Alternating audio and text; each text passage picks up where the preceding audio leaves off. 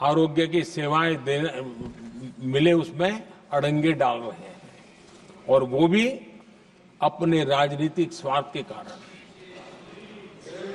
आज आयुष्मान से देश के 30,000 अस्पताल जुड़े हैं और अच्छे स्पेशलाइज्ड प्राइवेट अस्पताल जुड़े हैं जहां आयुष्मान कार्ड वाले को मुफ्त इलाज मिलता है।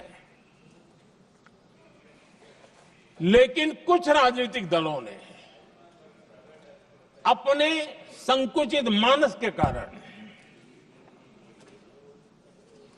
कुनीतियों के कारण गरीबों के लिए इन अस्पतालों के दरवाजे बंद करके रखे हुए हैं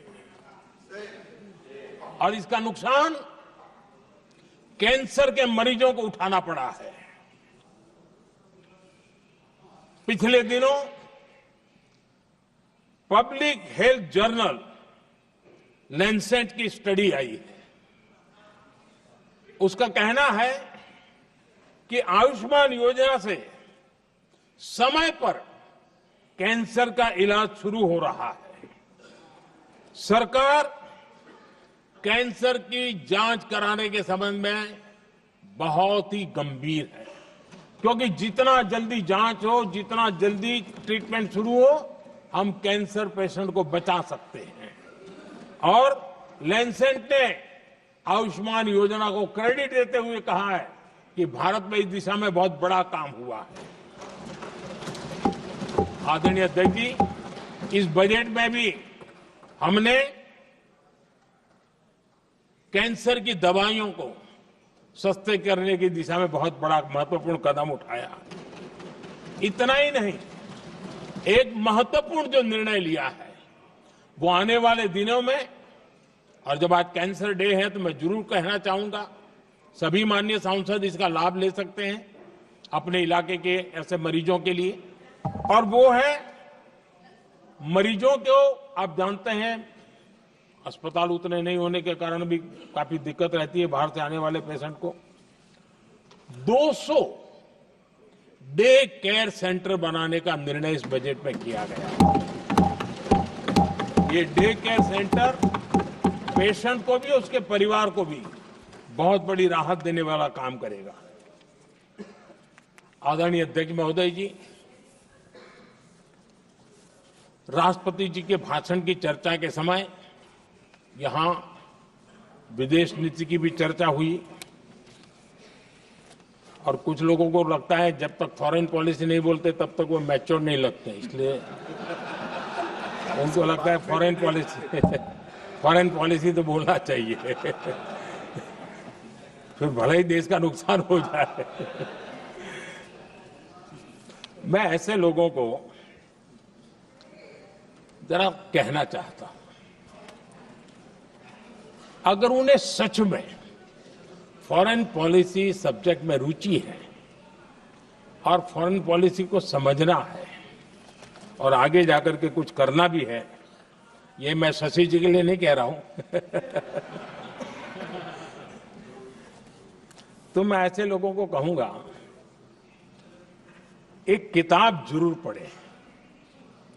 हो सकता है उनको बहुत फिर कहां क्या बोलना उतनी समझ हो जाएगी। वो किताब का नाम है JF case forgotten crisis. JF Kennedy की बात है। JF केस फॉरगॉटन क्राइसिस नाम की किताब है।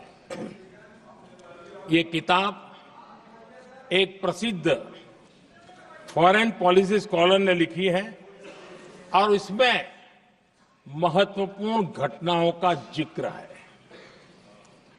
इस किताब में भारत के पहले प्रधानमंत्री, और वो विदेश नीति को भी नेतृत्व करते थे, इस किताब में पंडित नेहरू और अमेरिका के तब के राष्ट्रपति जॉन एफ कैनेडी के बीच हुई चर्चाओं और निर्णयों का भी विस्तार से वर्णन है।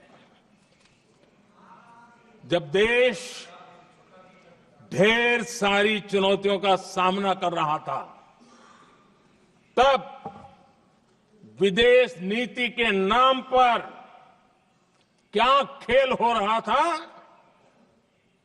उस किताब के माध्यम से सामने आ रहा है। और इसलिए मैं कहूंगा कि जरा ये किताब पढ़िए। आदरणीय अध्यक्ष जी,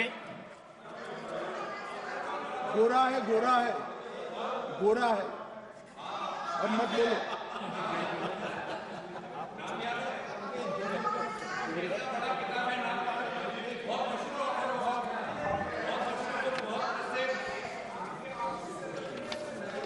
आदरणीय अध्यक्ष जी,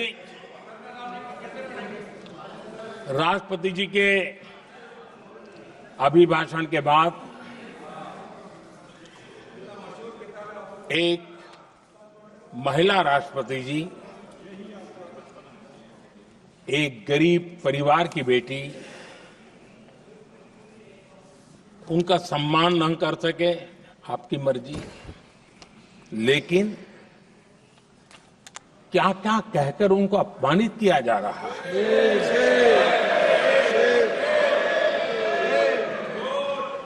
मैं राजनीतिक हताशा निराशा समझ सकता हूं, लेकिन एक राष्ट्रपति के खिलाफ क्या कारण है, क्या कारण है?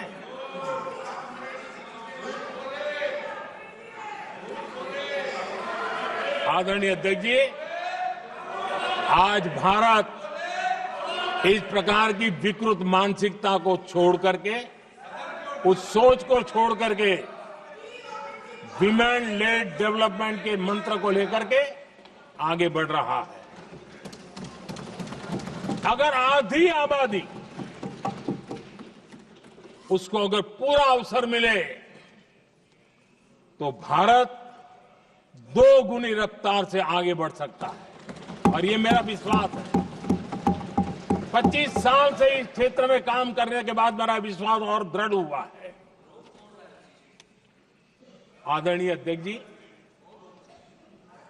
पिछले 10 साल में सेल्फ हेल्प ग्रुप्स अब तक 10 करोड़ नई महिलाएं एसएचजी में जुड़ी है, और ये महिलाएं वंचित परिवारों से, ग्रामीण बैकग्राउंड से, समाज के अंतिम पायदान पर बैठी इन महिलाओं का सामर्थ्य बढ़ा, उनका सामाजिक स्तर भी ऊपर उठा, और सरकार ने इनकी मदद 20 लाख रुपए तक बढ़ा दी है, ताकि वो इस काम को आगे बढ़ा सके, उनकी कार्यक्षमता बढ़े, उसका स्केल बढ़े।